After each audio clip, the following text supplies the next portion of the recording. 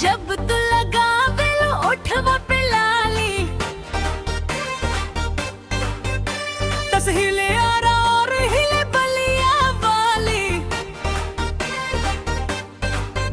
अरे जब तू लगा बेलो ओठवा पे लाली, दस हिले आरा और हिले बलिया वाली। तो हर कमर लचकेला, ओढ़नी सर केला, सारा जिला तोरे पीछे पीछे भटकेला।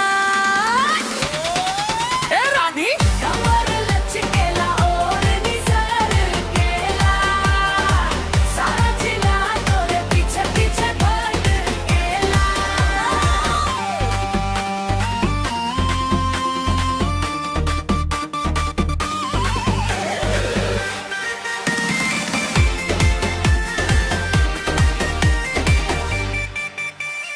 तोहर कजरवा जैसे कैलस जादू, देख के जवानी भैनी बेकाबू। अरे चाल तो हर लागे जैसे हिरनी के चाल हो, एक बेरी हंस दबू तस ही बवाल हो। तस शोर मचेला गज पे ढावेला, जो भी देखे तो के गाल हो जावेला।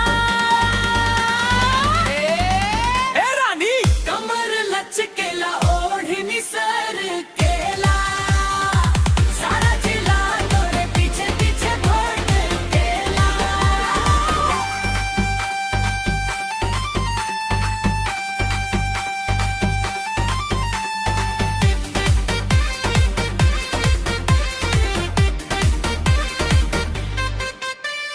लागेलू तू एकदम बम्ब के गोला, तोहरे अदा पे ई दुनिया डोला। भीड़ लगल बाबे तोरे गली के दुआरा, तू ही तो सहुरानी जान से प्यारा। का दिल धल धड़केला, जियारा लल केला, जब जब तोमर पायल छन छन छन केला।